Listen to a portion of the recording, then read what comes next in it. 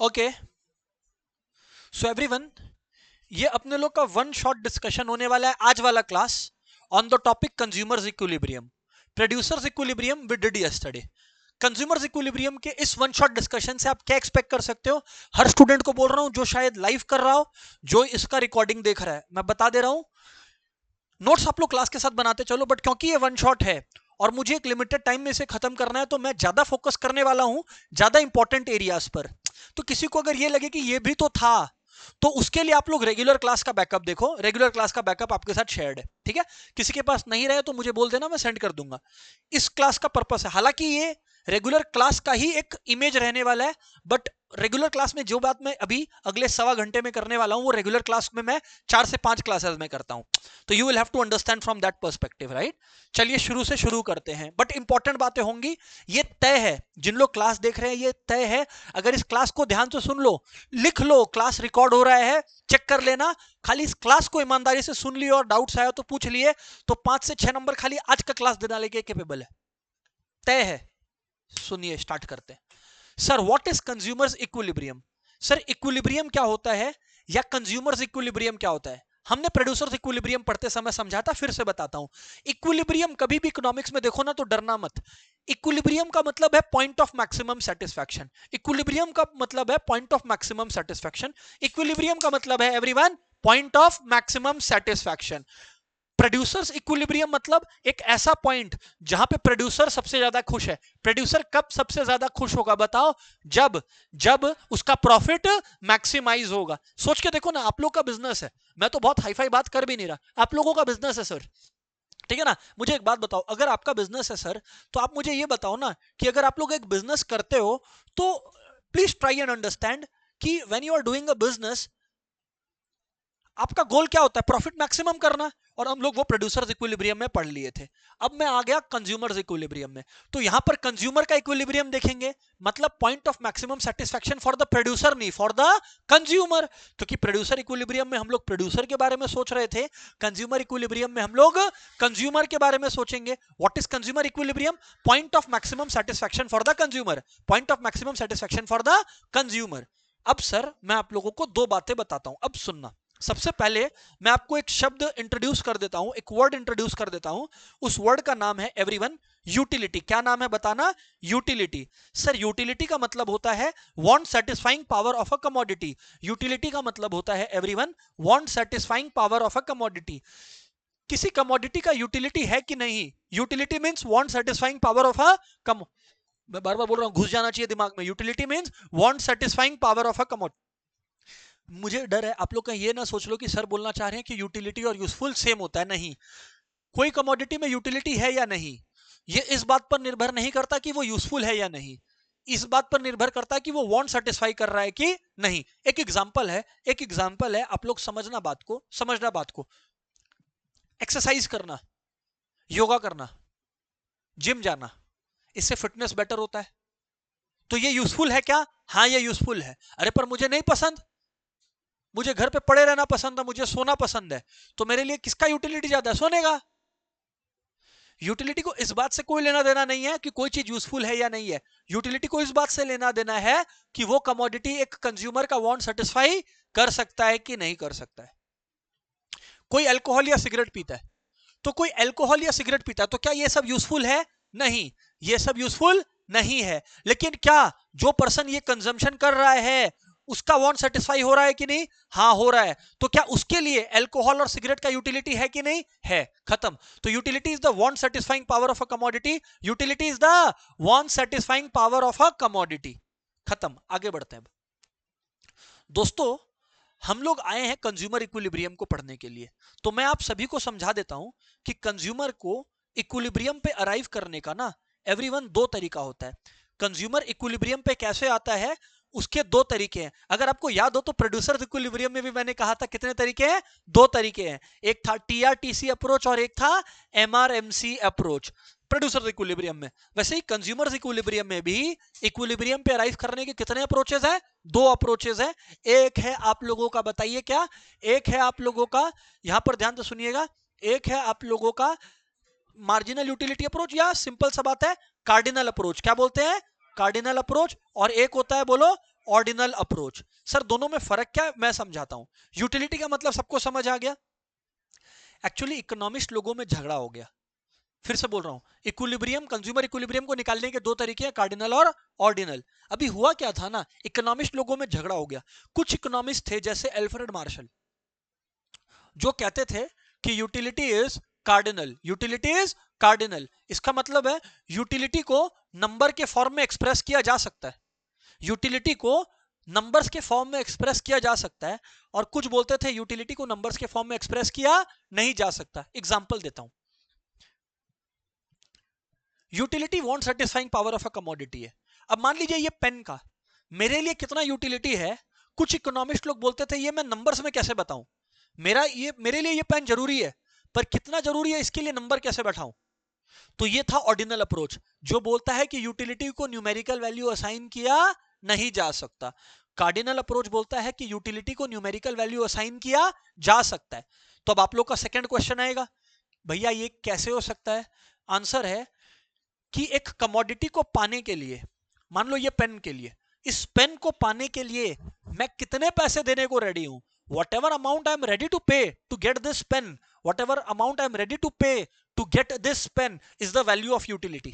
For example ये pen पाने के लिए तुम 5 रुपया देने को तैयार हो, मैं 5,000 देने को तैयार हूं, तो तुम्हारे लिए इस पेन का यूटिलिटी है 5 रुपीज, मेरे लिए इस पेन का यूटिलिटी है 5,000 रुपीज, क्योंकि मैं 5,000 पे करने को तैयार था। समझ में आता है आपको। तो दो अप्रोचेज है। अभी मैं एक अप्रोच को पिक करूंगा जिसका नाम क्या है, कार्डिनल, जिसका नाम है कार्डिनल। कार्डिनल अप्रोच क्या मानता है, कार्डिनल अप्रोच क्या मानता है, कार्डिनल अप्रोच ये मानता है दोस्तों कि यूटिलिटी को न्यूमेरिकली एक्सप्रेस किया जा सकता है। कार्डिनल अप्रोच ये मानता है कि यूटिलिटी को न्यूमेरिकली एक्सप्रेस किया जा सकता है। ऑर्डिनल अप्रोच बोलता है नहीं नहीं नहीं, यूटिलिटी को न्यूमेरिकली एक्सप्रेस नहीं किया जा सकता। कार्डिनल अप्रोच बोलता है हाँ, यूटिलिटी को न्यूमेरिकली एक्सप्रेस किया जा सकता है। ऑर्डिनल अप्रोच बोलता है यूटिलिटी को न्यूमेरिकली एक्सप्रेस नहीं किया जा सकता। इसीलिए कार्डिनल अप्रोच को एल्फ्रेड मार्शल अप्रोच बोलते हैं और ऑर्डिनल अप्रोच को हिक्स एंड एलन अप्रोच बोलते हैं, क्योंकि हिक्स और एलन जो इकोनॉमिस्ट थे वो लोग ऑर्डिनल अप्रोच के सपोर्टर थे। समझ में आता है। अब मैं क्योंकि कार्डिनल अप्रोच के अंदर आ गया, अब तुम्हारा दिमाग खाली एक चीज बोलना चाहिए कि हम लोग किस अप्रोच के अंदर है। सर हम लोग कार्डिनल अप्रोच के अंदर है। किस अप्रोच के अंदर है, कार्डिनल अप्रोच के अंदर है। सर हम लोग कार्डिनल अप्रोच के अंदर है। ओके सर, अब आ गए कार्डिनल अप्रोच के अंदर, तो अब आप हमें आगे का बात भी समझाओ। कार्डिनल अप्रोच के अंदर हम लोग आ गए। कार्डिनल अप्रोच के अंदर सबसे पहले कार्डिनल अप्रोच क्या बोलता है, यहां पर ध्यान देना, एल्फ्रेड मार्शल का दिया हुआ अप्रोच है। पहले दो कॉन्सेप्ट बता रहा हूं, टोटल यूटिलिटी और मार्जिनल यूटिलिटी। देखो एक बात बताओ, 0 यूनिट जब मैं कंज्यूम कर रहा हूं तो मुझे सेटिस्फेक्शन भी कितना मिल रहा है, 0। अच्छा अब ना मुझे बहुत जोर का भूख लगा है, मैं पहला पुचका खाने निकला हूं, है ना। मैं फर्स्ट पीस पुचका खाने के लिए 10 रुपए देने को तैयार हूं, तो मेरा टोटल यूटिलिटी फर्स्ट पुचका का कितना हो गया, 10। तो मार्जिनल यूटिलिटी भी कितना हो गया, 10। सुनो लेकिन एक बात बताओ, जब मैं सेकंड पुचका खाऊंगा तो मुझे भूख पहले जितना लगा है कि पहले से थोड़ा कम लगा, ऑफ कोर्स भूख अभी भी लगा है पर पहले से तो थोड़ा सा कम लगा है। तो इसका मतलब सेकंड यूनिट के लिए मैं कितना देने को तैयार हूं, सिर्फ 8 एक्स्ट्रा। कितना, 8 एक्स्ट्रा। पहला के लिए मैं कितना रुपया देने को तैयार था, 10। सेकंड के लिए मैं कितना देने को तैयार हूं, 8।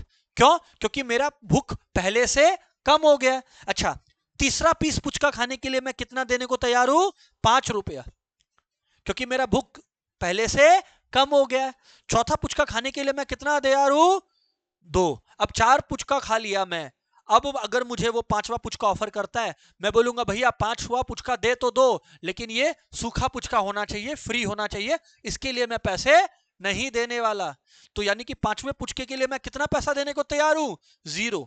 लेकिन वो मुझे जिद करता है, बोलता नहीं भैया छठा पुचका भी आपको खाना पड़ेगा। अब मैं उसको बोलूंगा भाई मेरा पेट इतना भर गया ना कि अब पुचका खाना है तो तुम पैसा देगा मुझको, पुचका भी तुम देगा, पैसा भी तुम देगा। सर पर ऐसा क्यों, क्योंकि मेरा पेट भर गया है।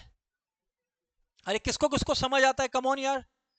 और क्या ये कुछ इलॉजिकल बात हो रहा है क्या, नहीं ये प्रैक्टिकल बात है कि as we consume more and more units of a commodity, as we consume more and more units of a commodity, as we consume more and more units of a commodity, the satisfaction derived from each additional unit keeps on falling. समझ में आया क्या? Sir first time उसका message आया, कितना खुशी होता है. सर सेकेंड डे फिर मैसेज आ गया, खुशी होता है, पर पहले से थोड़ा कम. और 10वें दिन तक तो ब्लॉक करने तक का नौबत आ जाता है. यस और नो? Yes sir. अनिकेत बोल रहा है सर मेरा तो 10वां दिन तक बात ही नहीं होता. ओहो sorry Aniket, oh my God. छोड़, खैर जो भी है, खैर जो भी है, बात समझ में आया क्या? As we consume more and more units of a commodity, as we consume more and more units of a commodity, the satisfaction derived from each additional unit बढ़ता है कि गिरता है? गिरता है. अरे हाँ या ना? as we consume more and more units of a commodity, the satisfaction derived from each additional unit keeps on falling. इसी को बोलते हैं law of diminishing marginal utility. law of diminishing marginal utility. law of diminishing marginal utility. Marginal utility का मतलब होता है additional product के लिए मैं कितने पैसे देने को तैयार हूं. मार्जिनल यूटिलिटी का मतलब होता है एडिशनल प्रोडक्ट से मुझे कितना सेटिस्फेक्शन मिला, या एडिशनल प्रोडक्ट के लिए मैं कितने पैसे देने को तैयार हूं. अच्छा बाबू, अब एक बात समझना, मार्जिनल यूटिलिटी 10 है फर्स्ट यूनिट का, इसका मतलब है सिर्फ पहले प्रोडक्ट के लिए, सिर्फ पहले प्रोडक्ट के लिए मैं कितना देने को तैयार था? 10. जब सेकंड का 8 है, इसका मतलब है सिर्फ दूसरे वाले के लिए मैं कितना देने को तैयार हूं? 8 रुपए.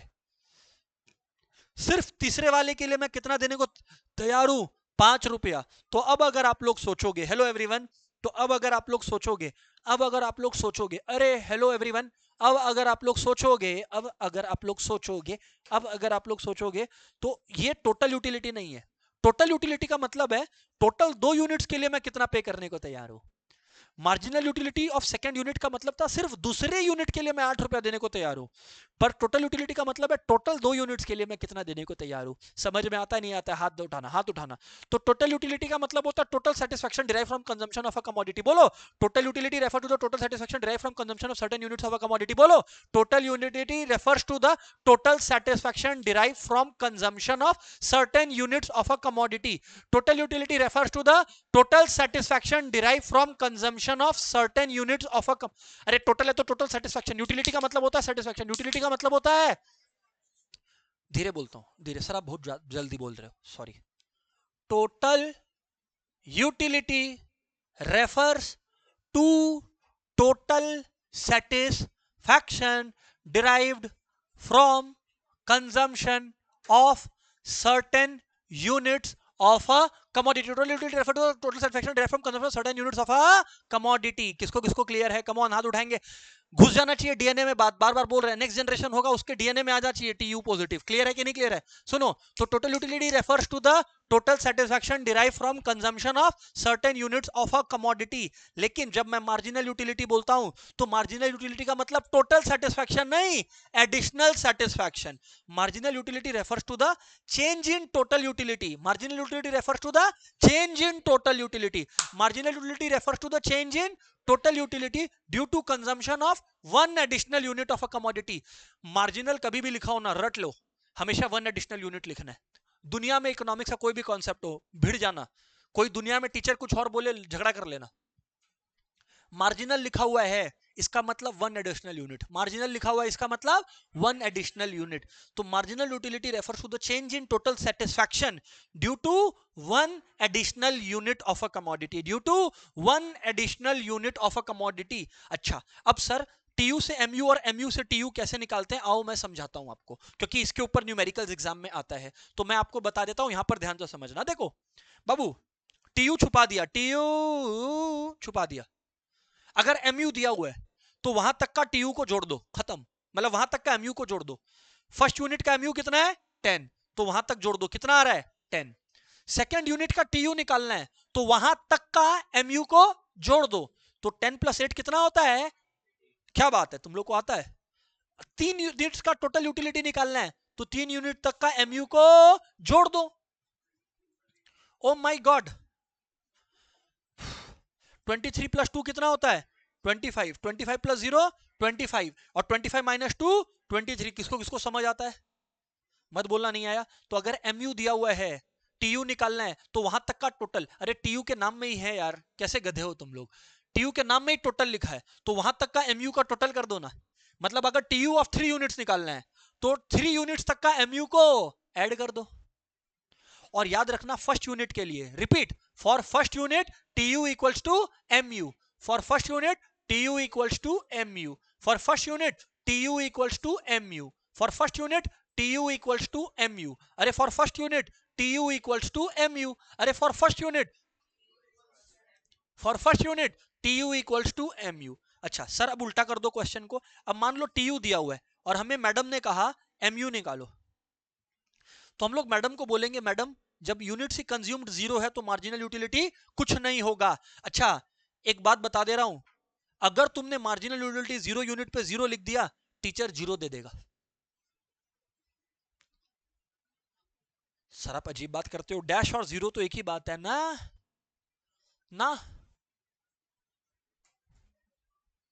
हाँ, जब टीयू जीरो लिखा इसका मतलब होता है कि जब कुछ खाया नहीं तो सेटिस्फेक्शन भी कुछ मिला नहीं। पर मार्जिनल यूटिलिटी में डैश देने का मतलब है कि भैया टोटल यूटिलिटी जब तक बदलेगा ही नहीं तब तक मार्जिनल यूटिलिटी कैलकुलेट करना ही पॉसिबल। तो डैश लिखने का मतलब है कैलकुलेट करना ही पॉसिबल, डैश लिखने का मतलब है कैलकुलेट करना ही पॉसिबल नहीं है। सर हमें बात समझ में आ गया, घुस गया बात। लेकिन सर आगे क्या, अब आप माइनस करते रहो, क्या करो, कंसेक्यूटिव यूनिट्स को सब्ट्रैक्ट करते चलो। मतलब अगर आपको फर्स्ट यूनिट का mu निकालना है तो 10 माइनस 0 कितना होता है बताओ, 10 mu निकालने के लिए, इसीलिए मैंने बोला एडिशनल। अच्छा अभी यहां पर देखो ये 10 था, टोटल यूटिलिटी कितना हुआ 18, तो कितने से चेंज हुआ बताओ, 8 से। कितने से चेंज हुआ बताओ, 8 से। कितने से चेंज हुआ बताओ, 8 से। कितने से चेंज हुआ बताओ, 5 से। कितने से चेंज हुआ बताओ, 2 से। कितने से चेंज हुआ बताओ, 0। कितने से चेंज हुआ, -2। तो अगर mu से tu में जाना है तो ऐड करो, tu से mu में जाना है तो माइनस करो। सर अब आओ इंपॉर्टेंट बातें करता हूं तुमसे, आओ इंपॉर्टेंट बात करता हूं।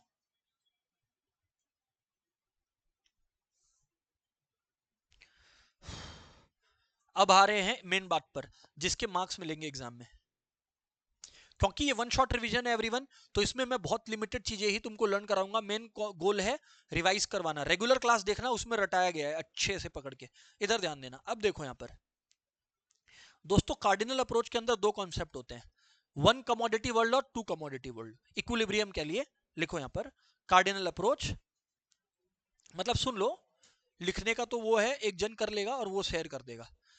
कार्डिनल अप्रोच, कार्डिनल अप्रोच के अंदर दो कॉन्सेप्ट्स होते हैं दोस्तों, वन कमोडिटी वर्ल्ड और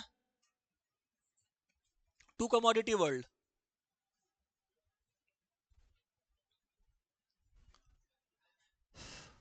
कुशल क्या तकलीफ है, बोलो। तुम अर्चित को क्या भगवत गीता सुना रहे हो? अर्चित, कुशल क्या बोल रहा बताओ, पीछे बैठ के शो ऑफ करो। कुशल ध्यान से सुनना, वन कमोडिटी वर्ल्ड, कुशल को सब आता है तो भी कुशल से बहुत बातचीत होगा आगे क्लास में। One commodity world, one commodity world का मतलब है हम लोग ये मान रहे हैं कि दुनिया में कितनी कमोडिटी है, वन। टू कमोडिटी वर्ल्ड है मतलब दुनिया में कितनी कमोडिटी है, टू। थ्री कमोडिटी वर्ल्ड होता ही नहीं है, थ्री कमोडिटी वर्ल्ड का केस ही, तो ऐसे कि हम 1 2 3 गिनती सिखाने बैठे हैं यहाँ पे। वन कमोडिटी वर्ल्ड और टू कमोडिटी वर्ल्ड ही है कार्डिनल अप्रोच के अंदर, कार्डिनल अप्रोच के अंदर। और वन कमोडिटी वर्ल्ड का इक्विलिब्रियम कंडीशन सुन लो, वन कमोडिटी वर्ल्ड के अंदर इक्विलिब्रियम कंडीशन है कि कंज्यूमर इक्विलिब्रियम तब अचीव करता है, कंज्यूमर इक्विलिब्रियम तब अचीव करता है जब प्रोडक्ट का प्राइस और प्रोडक्ट का मार्जिनल यूटिलिटी एक दूसरे से सेम हो जाए। लिख लो px इक्वल टू MUX। यहां पर अनिकेत x का मतलब वो वाला x नहीं है, यहां पे x का मतलब consumption of certain units of commodity है। क्लियर है कि नहीं क्लियर है? Yes sir. यहां पे x अल्फाबेट वाला x नहीं है, क्लियर है कि नहीं? हाँ यहां पर क्लियर है क्या? तो px इक्वल टू MUX, मैं समझाऊंगा, गॉड प्रॉमिस मैं समझाऊंगा। ये लिख लिया क्या? इसका नंबर है वन कमोडिटी वर्ल्ड का। कंडीशन है price should be equal to marginal utility, price should be equal to, price should be equal to two commodity world में क्या होता है यहां पर सुनना, रट लो। टू कमोडिटी वर्ल्ड में होता है M U X by P X equals to M U Y by P Y equals to M U per unit of money.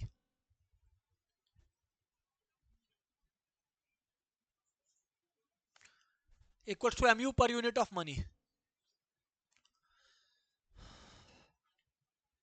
हाँ जी,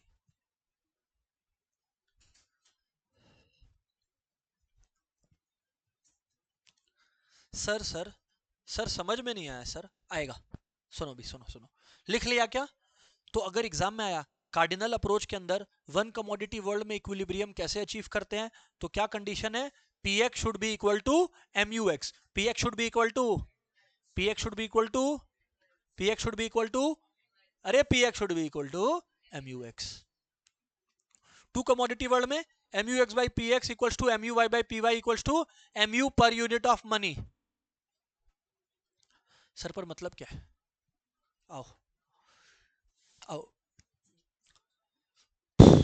मान लो हम लोग बाजार में जाते हैं बुशर्ट खरीदने, मतलब शर्ट खरीदने, शर्ट टी शर्ट, ठीक है कि नहीं है? खैर जो भी है, नहीं बुशर्ट से वो फीलिंग आता है। प्राइस इक्वल टू ₹600, प्राइस है 600, प्राइस फिक्स्ड रहता है, प्राइस चेंज नहीं होता। मैं ये सब लिखना मत, समझना और निकल लेना यहां से। अब सुनो, एग्जाम में कैसा क्वेश्चन आएगा समझ आता हूं।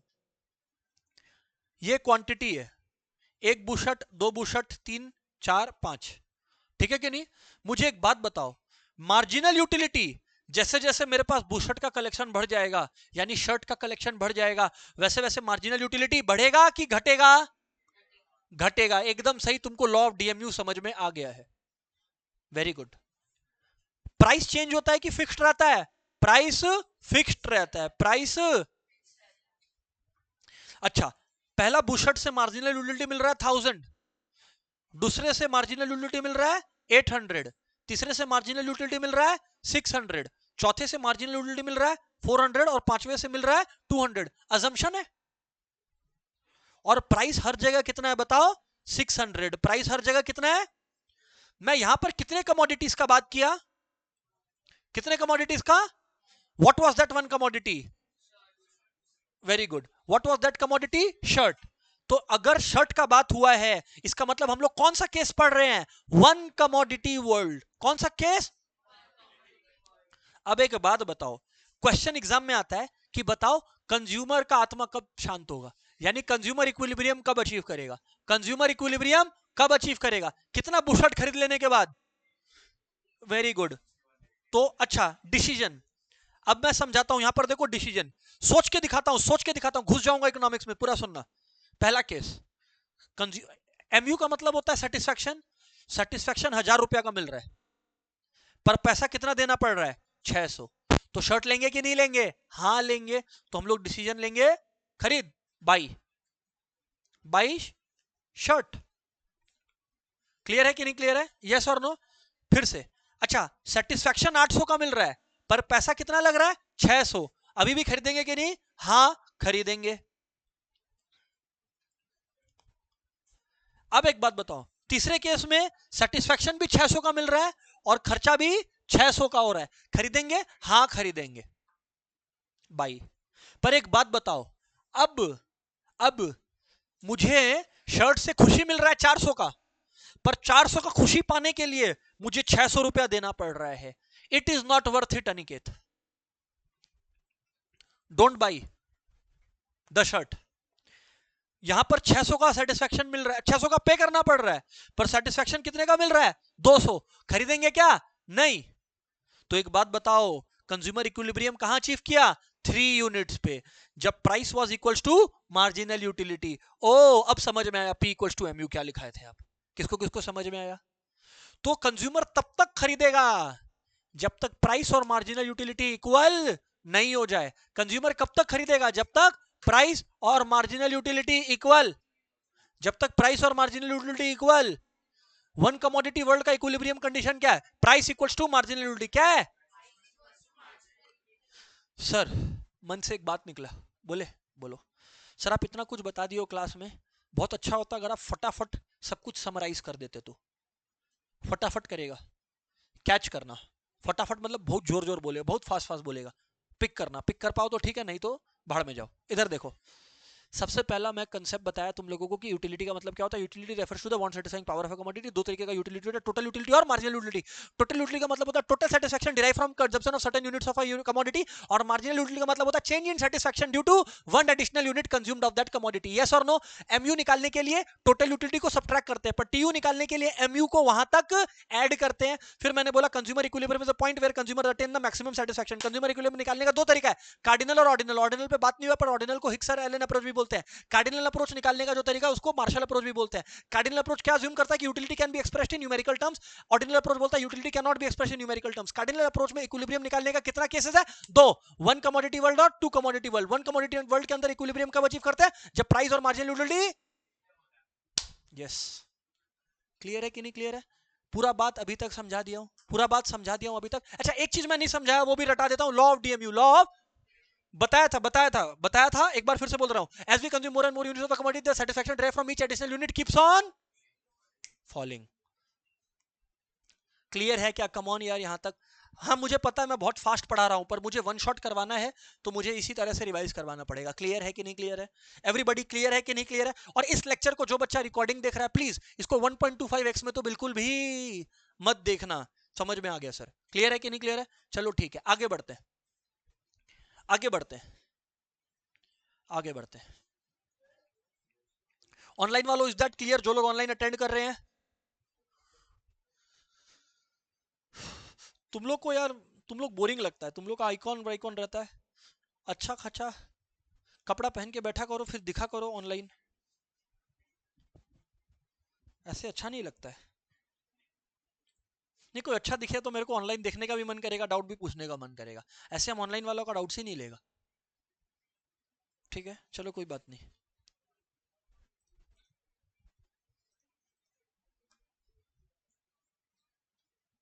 हाँ सर, और बताओ। देवांश, बात हो रहा है, बहुत ज्यादा बात हो रहा है।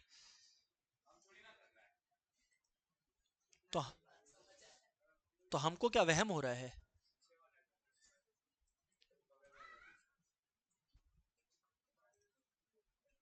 चलो ठीक है, बात शुरू करते हैं, अभी छोड़ दो। अब मैं एक बात पूछ रहा हूं, अब हम लोग करेंगे two commodity world. Two commodity world, one commodity world के अंदर क्या कंडीशन था बताओ? Price equals to marginal utility. क्या कंडीशन था? Price equals to marginal utility. Two commodity world के अंदर कंडीशन क्या बताओ? M U X by P X equals to M U Y by P Y. बोलो ना, M U X by P X equals to M U Y by P Y. बोलो, M U X by P X equals to M U Y by P Y. M U X by P X equals to M U Y by P I P Y. ठीक है, M U X by P X equals to M U Y by P Y equals to M U per unit of money. हम लोग अभी भी किस approach में है बाबू? हम लोग अभी भी किस अप्रोच में है? कार्डिनल अप्रोच में ही है। लेकिन अब कार्डिनल अप्रोच के कौन से दुनिया में आ गए हैं? टू कमोडिटी वर्ल्ड में। Thank you everyone.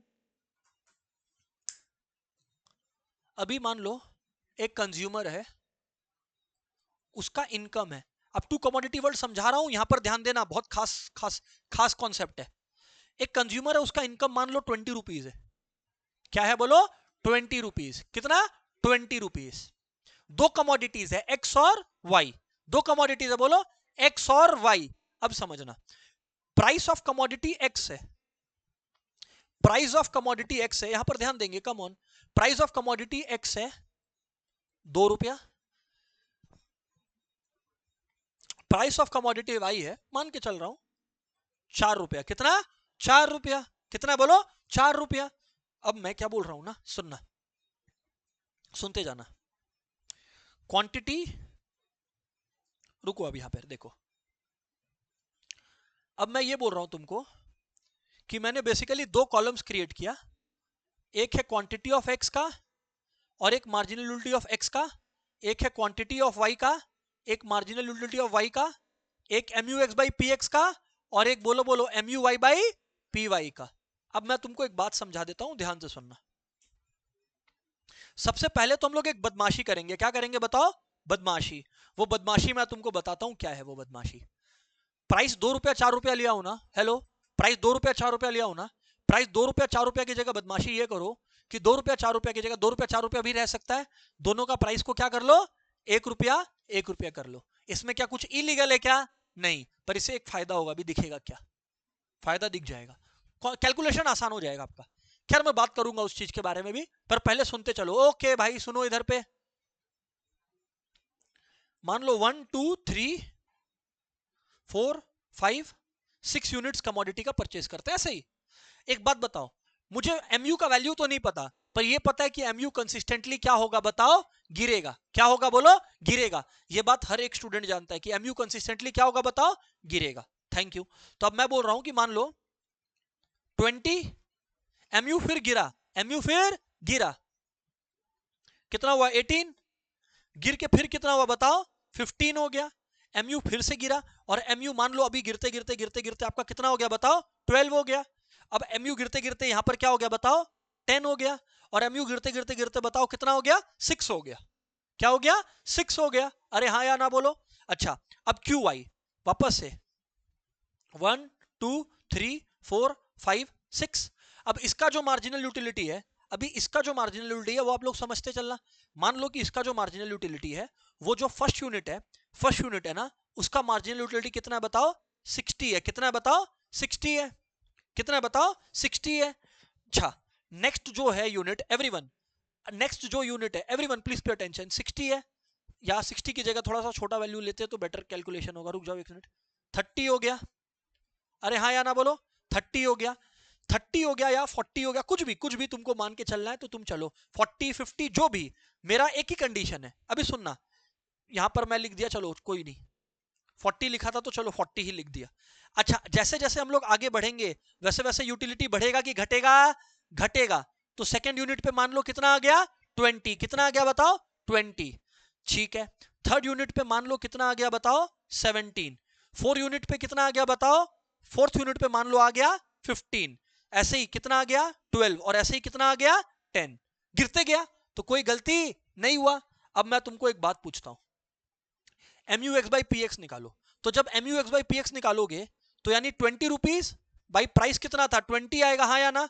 फिर 18 बाई 1 कितना आएगा 18, 15 बाई 1 कितना आएगा बताओ 15, 12 बाई 1 कितना आएगा 12, 10 बाई 1 कितना आएगा 10, 6 बाई 1 कितना आएगा 6। अब समझ आया प्राइस 1 रुपीज क्यों लिया था?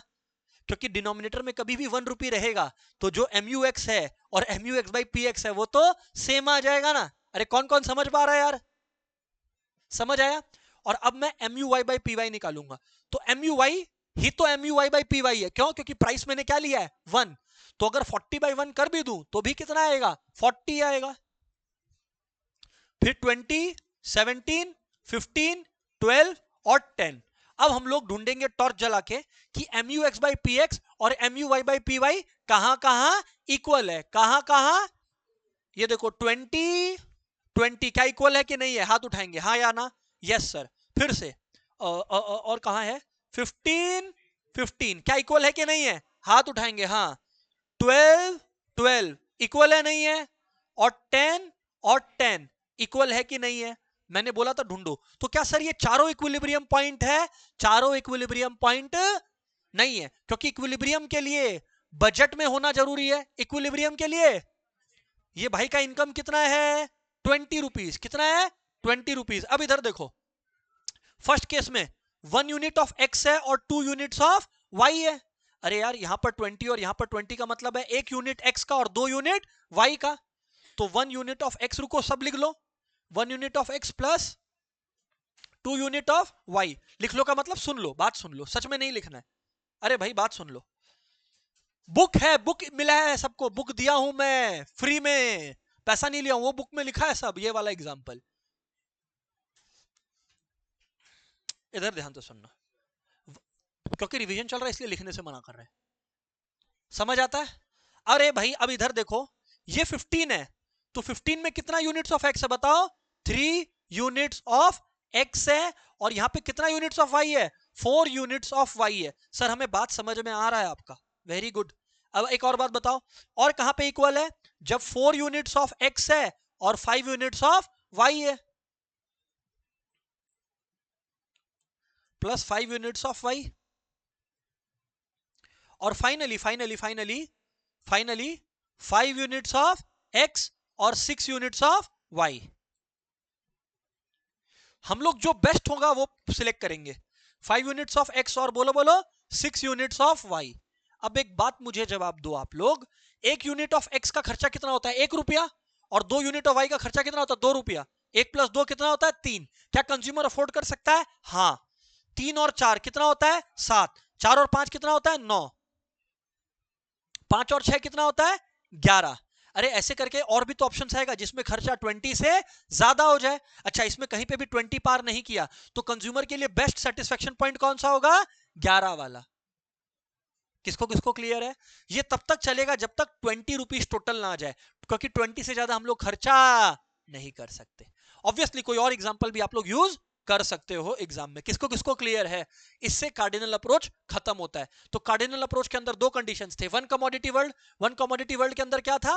Price equals to marginal utility. क्या था? Price equals to marginal utility. और टू कमोडिटी वर्ल्ड के अंदर क्या था?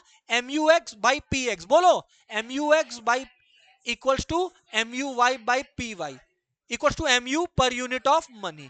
अब एग्जाम में क्वेश्चन आ जाएगा कि अगर MUX by PX MUY by PY से ग्रेटर हुआ तो कंज्यूमर क्या करेगा? समझो, अगर MUX बाई PX ग्रेटर है मतलब कंज्यूमर को सेटिस्फेक्शन किससे ज्यादा मिल रहा है? X से।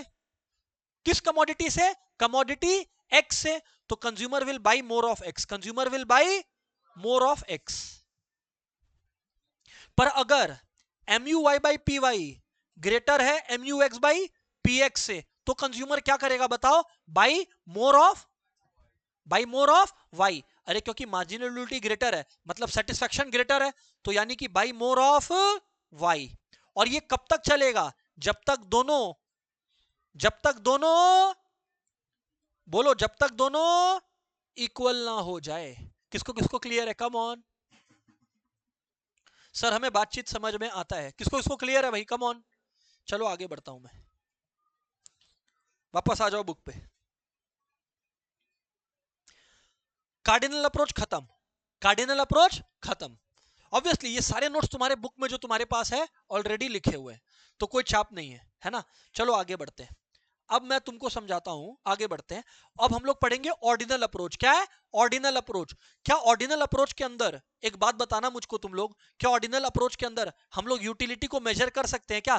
क्या ऑर्डिनल अप्रोच के अंदर हम लोग यूटिलिटी को मेजर कर सकते हैं क्या? नहीं। ऑर्डिनल अप्रोच का मतलब ही ये होता है कि हम लोग यूटिलिटी को मेजर नहीं कर सकते, हम लोग अरेंज कर सकते हैं। नहीं समझे? मतलब मुझे कोई बोला पिज्जा, बर्गर और नूडल्स को अरेंज करो, तो हो सकता है मैं बोलूं मुझे सबसे ज्यादा क्या पसंद है? पिज्जा, फिर मुझे पसंद है नूडल्स, और फिर मुझे पसंद है बर्गर। तो ये अरेंजमेंट पॉसिबल है, इसीलिए नाम है ऑर्डिनल, नाम है ऑर्डिनल। लेकिन मुझे कितना पसंद है, जैसे मैं कार्डिनल वर्ल्ड में एक्सप्रेस कर रहा था वैसे मैं ऑर्डिनल वर्ल्ड में एक्सप्रेस नहीं कर सकता। ऑर्डिनल नाम में ही है ऑर्डर, ऑर्डिनल नाम में ही है ऑर्डर, कि ऑर्डरली अरेंजमेंट तो पॉसिबल है चीजों का, पर उनका रैंकिंग भी पॉसिबल है, पर उनका वैल्यूएशन पॉसिबल नहीं है। अब एक बात बताओ, अगर मुझे ऑर्डिनल अप्रोच को फॉलो करना है तो मुझे दुनिया में कम से कम कितनी कमोडिटीज लेनी पड़ेंगी? 2। अरे क्योंकि ऑर्डिनल का मतलब होता है ऑर्डरली अरेंजमेंट, रैंक 1 रैंक 2। अरे तो भैया इसमें क्या वन कमोडिटी वर्ल्ड का केस हो सकता है क्या? कैसे होगा यार, कम ऑन। अरेंज करने के लिए कम से कम 2 लोग तो होने चाहिए, कंपीट करने के लिए कम से कम 2 लोग तो होने चाहिए।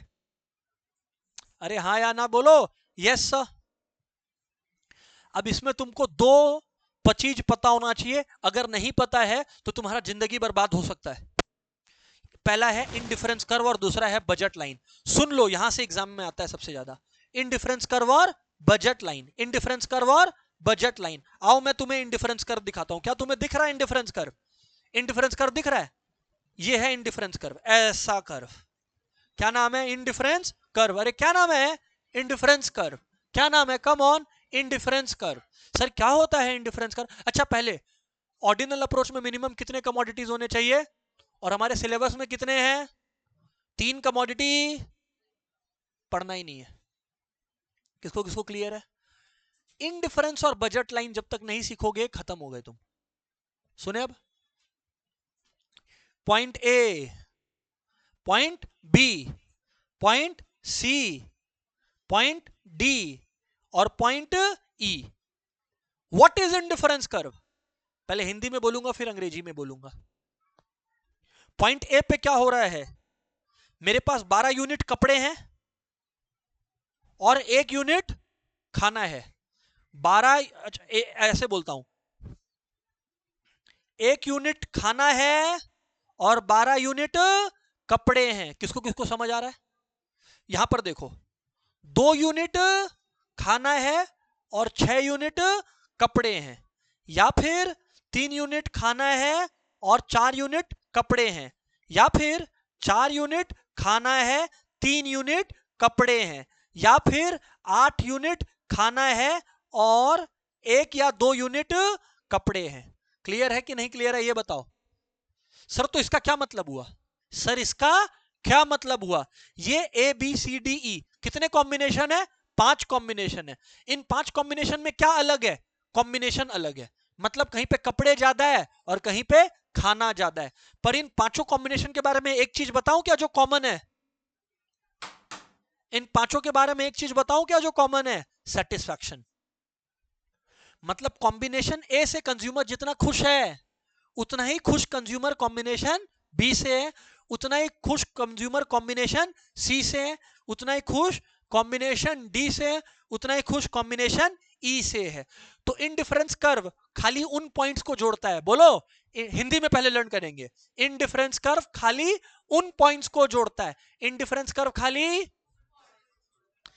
विच गिव इक्वल्स, जिसमें कंज्यूमर को सेम सेटिस्फेक्शन मिले, जिसमें कंज्यूमर को मतलब अगर इनडिफरेंस कर्व पर आपको एक पॉइंट बनना है, अगर इनडिफरेंस कर्व पर आपको एक पॉइंट बनना है तो आपके पास क्या क्वालिफिकेशन होना चाहिए कि जो बाकी पॉइंट सेटिस्फेक्शन दे रहे हैं वही सेटिस्फेक्शन आप भी कंज्यूमर को दे रहे हो, तब आप इनडिफरेंस कर्व पर लाई करोगे, वरना आप इनडिफरेंस कर्व पर लाई नहीं करोगे। Indifference curve is a curve, indifference curve is a curve that contains all the points which give same level of satisfaction to the consumer, which gives same level of satisfaction to the consumer। indifference का मतलब ये होता है कि consumer को कोई फर्क नहीं पड़ता, कॉम्बिनेशन ए हो या कॉम्बिनेशन बी हो या कॉम्बिनेशन सी हो या कॉम्बिनेशन डी हो या कॉम्बिनेशन ई हो। Indifference curve is a curve plot. Indifference curve is a curve joining multiple points. Bolo. Indifference curve is a curve joining multiple points. Indifference curve is a curve joining multiple points. Indifference curve is a curve joining multiple points that give same level of satisfaction to the consumer. That give Indifference curve is a curve joining multiple points that gives same level of satisfaction to the consumer. Indifference curve is a curve joining multiple points that gives same level of satisfaction to the consumer.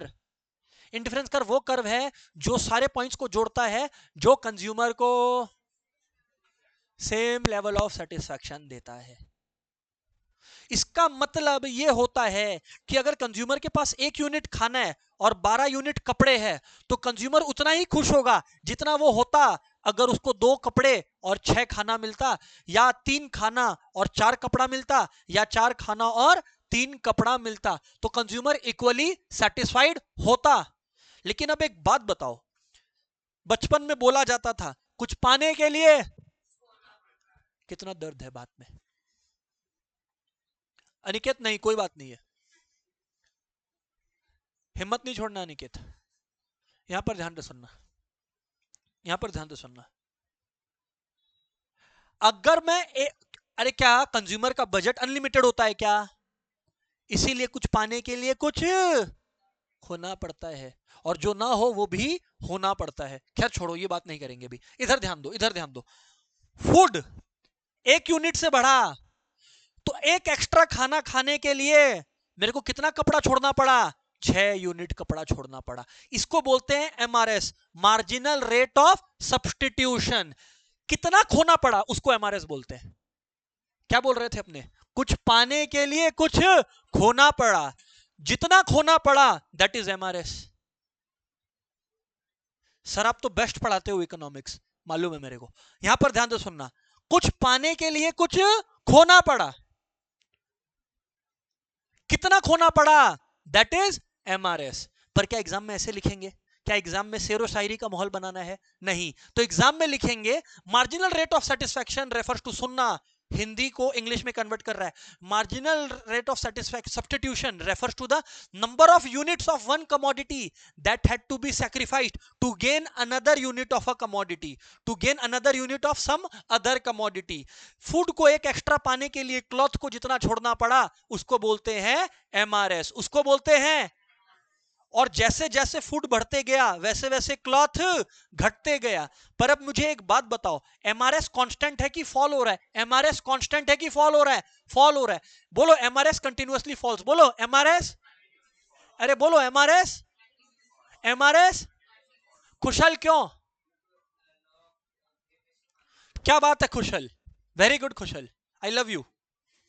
इधर पे ध्यान से सुनना, एकदम सही जवाब दिया वो क्या बोला कि सर जब मेरे पास खाना नहीं था, जब मेरे पास खाना नहीं था, सिर्फ कपड़ा ही कपड़ा था, तब मेरे को भूख बहुत ज्यादा था, तब हम सोचता था कि काश काश खाना और आ जाए।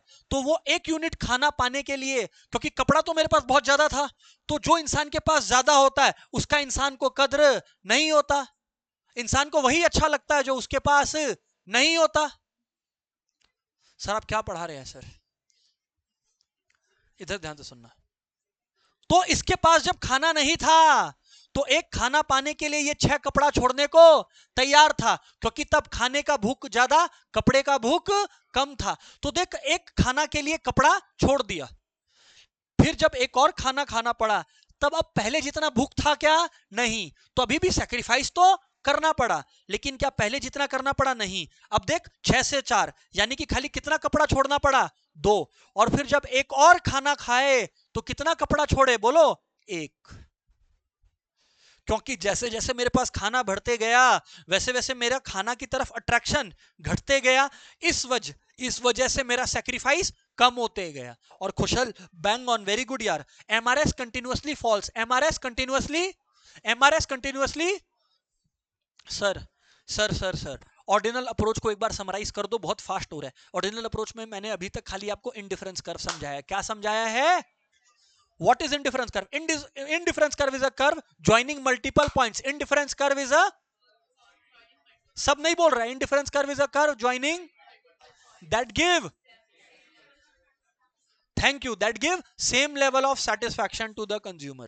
अगर कोई पॉइंट इंडिफरेंस कर्व पे है, 10 से क्या 1000 पॉइंट्स इंडिफरेंस कर्व पे है, मतलब वो 1000 के 1000 पॉइंट्स कंज्यूमर को सेम लेवल ऑफ सेटिस्फैक्शन दे रहे हैं, इसलिए वो इंडिफरेंस कर्व पे, वरना वो इंडिफरेंस कर्व पे।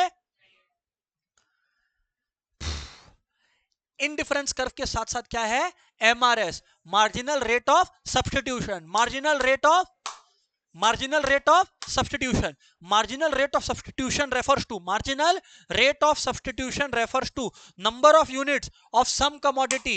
Marginal rate of substitution refers to number of units of some commodity that had to be sacrificed to gain one additional unit of other commodity. मैंने बोला था जब भी marginal हो definition में one additional unit आएगा ही आएगा।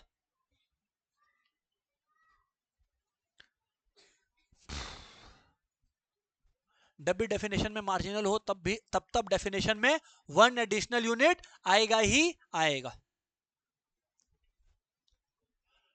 इंडिफरेंस कर्व के प्रॉपर्टीज पर क्वेश्चन आता है, सुन लो। एक क्वेश्चन तुम्हारा इधर से आ ही रहा है, आ ही रहा है, आ ही रहा है, सुन लो। अच्छा, एमआरएस कांस्टेंट रहता है कि फॉल होता है? एमआरएस कांस्टेंट रहता है कि फॉल होता है? Because of law of diminishing marginal utility. पहला बात, इंडिफरेंस कर्व यहां पर दिखा रहा हूं, ये है इंडिफरेंस कर्व, ऐसा ही बना था। एक बात बताओ, लेफ्ट से राइट देखे तो इंडिफरेंस कर्व क्या नीचे गिर रहा है कि नहीं गिर रहा है? इंडिफरेंस कर्व नीचे गिर रहा है कि नहीं गिर रहा है? गिर रहा है। इंडिफरेंस कर्व नीचे गिर रहा है, इसका मतलब है वाई। अच्छा, एग्जाम में क्वेश्चन आता है, why is indifference curve downward sloping? इसी को बोलते हैं डाउनवर्ड स्लोपिंग, क्योंकि इंडिफरेंस कर्व ऐसे नीचे गिर रहा होता है। बिकॉज कुछ पाने के लिए कुछ, तो मतलब अगर एक यूनिट किसी चीज का बढ़ेगा तो दूसरा यूनिट कम भी होगा। अगर कम नहीं हो रहा होता, बढ़ रहा होता साथ साथ, तो ऐसा ग्राफ बनता, ऐसा जो मैं बनाया हूं देखो। इसको इकोनॉमिक्स में बोलते हैं अपवर्ड स्लोपिंग कर्व। क्या बोलते हैं? पर बाबू हम लोग को यहां पर किससे मतलब है?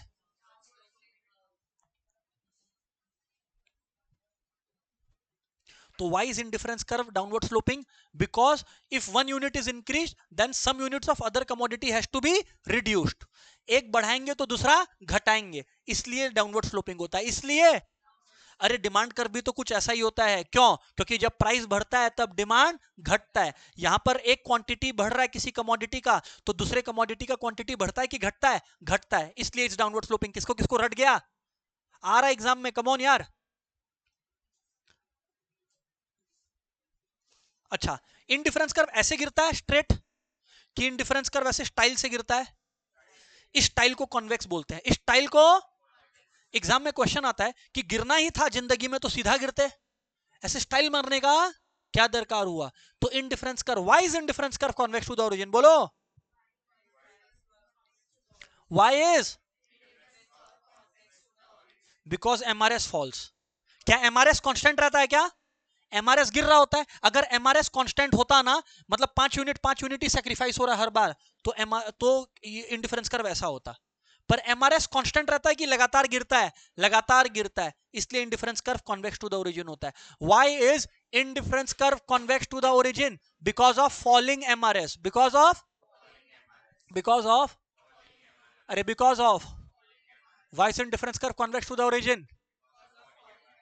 Because of indifference is convex to the origin because of. और एमआरएस क्या होता है? Marginal rate of substitution is the rate at which to gain 1 unit of other commodity, to gain 1 unit of other commodity, number of units we have to sacrifice of some other commodity, we have to sacrifice। Clear है क्या? तीसरा बात, indifference curve can never intersect each other, no touching। Two indifference curves can never touch each other, two indifference curves can never touch each other, two indifference curves can never touch each other, two indifference curves can two indifference curves can two indifference curves can। Sir ऐसा क्यों?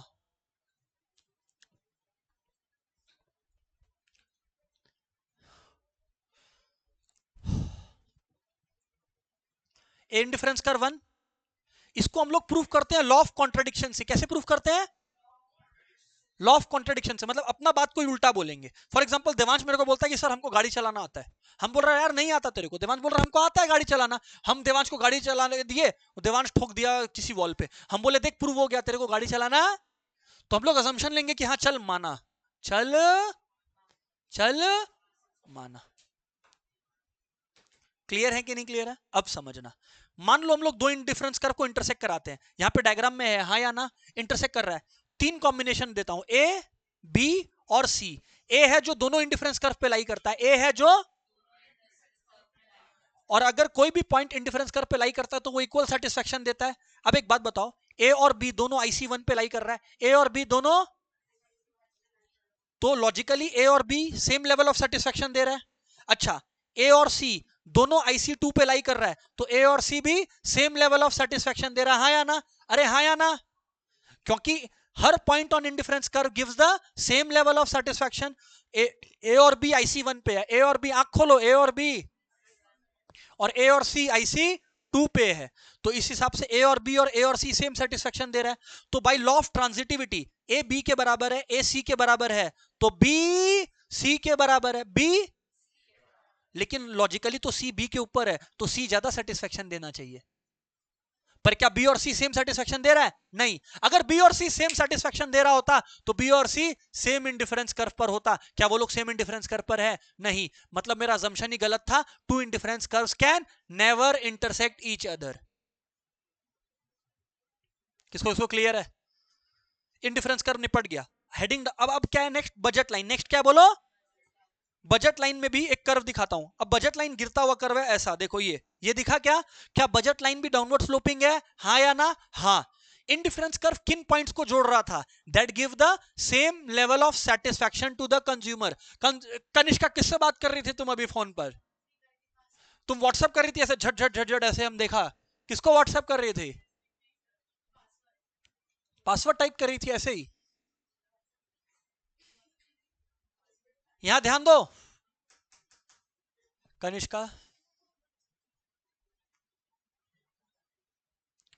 हाँ, हम पूरा summarise करेगा। पहले budget line क्या होता है?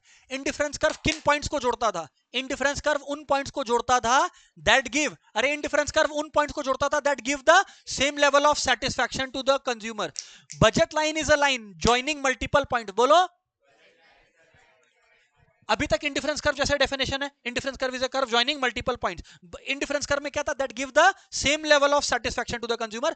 बजट लाइन है that cost the same. That that sir हमें समझ ही नहीं आया, सर हमें समझ ही नहीं आया आपने क्या बोला। मैं भी समझा देता हूं ना। यहां पर देखो, इधर देखो, इधर देखो। मान लो आइसक्रीम का दाम है 20 रुपया, कितना?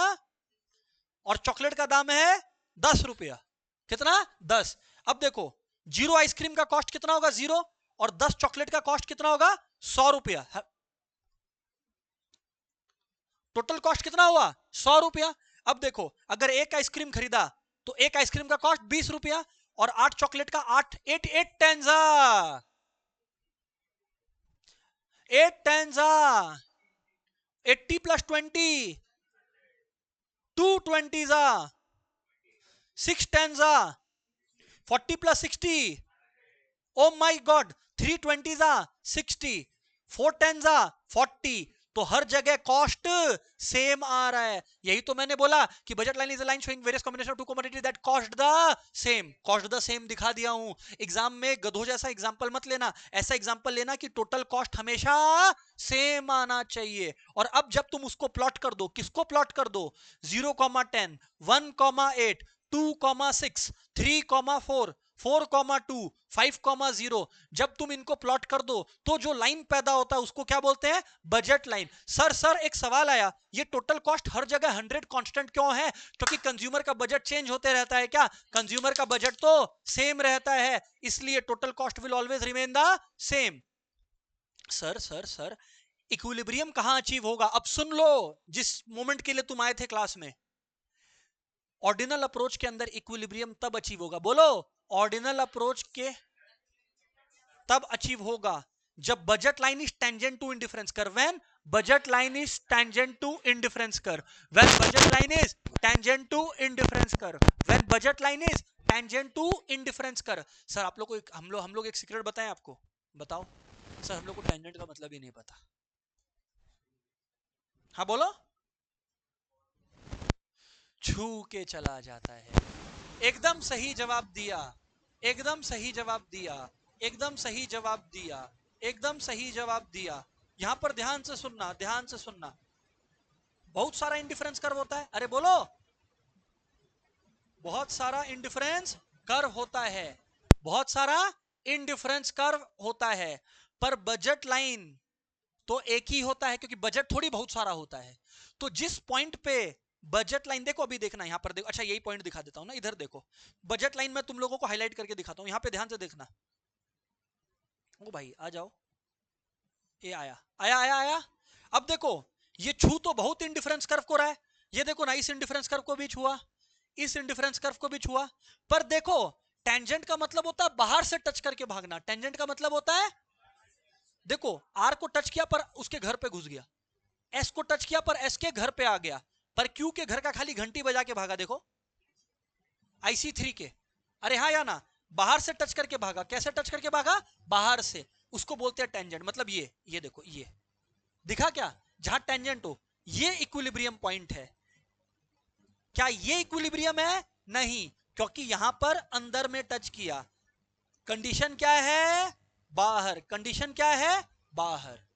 तो budget line should be tangent to indifference curve. Budget line should be tangent to, budget line should be tangent to. क्या पूरा क्लास समझ में आया? पूरा क्लास समराइज कर रहा हूं, अब कायदे से सुन लेना। पूरा क्लास समराइज कर रहा हूं, कायदे से सुन लेना। ऑब्वियसली मैंने बहुत फास्ट बोला है, ऑब्वियसली मैंने बहुत फास्ट पढ़ा है, पर जो सुनने के इरादे से आया था उसका पूरा चैप्टर प्रिपेयर हुआ है। एक बार बताता हूं, कुछ चीजें मिस हो गई हैं, वो अपना बैकअप में देखना। स्टार्ट करता हूं, शुरू से बोल रहा हूं, पिक कर लो, सुन लो। Consumer equilibrium refers to a point where consumer achieves the maximum level of satisfaction. साथ साथ बोलने का, सोचने का कोशिश करो। Consumer equilibrium refers to the point where consumer achieves the maximum level of satisfaction. Consumer equilibrium achieve करने का कितना तरीका है? दो, कार्डिनल और ऑर्डिनल। कार्डिनल के अंदर कितना केसेस होता है? वन कमोडिटी वर्ल्ड और two commodity world. One commodity world के अंदर कार्डिनल अप्रोच के अंदर इक्विलिब्रियम कैसे अचीव करते हैं? When price is equals to marginal utility. और टू कमोडिटी वर्ल्ड के अंदर इक्विलिब्रियम कैसे अचीव करते हैं? When MUX by PX equal to MUY by PY equal to MU per unit of money। Law of diminishing marginal utility क्या बोलता है? As the consumer consume more and more unit of a commodity the satisfaction derive from each additional unit keeps on falling. जब हम लोग ordinal approach के अंदर जाते हैं तो ऑर्डिनल अप्रोच के अंदर दो कांसेप्ट इंपॉर्टेंट होता है, इंडिफरेंस कर्व और budget line. Indifference curve refer to the curve containing multiple point that give the same level of satisfaction to the consumer. Indifference curve के तीन मेजर फीचर्स होते हैं। Indifference curve is always downward sloping because to increase consumption of one we have to reduce the consumption of other.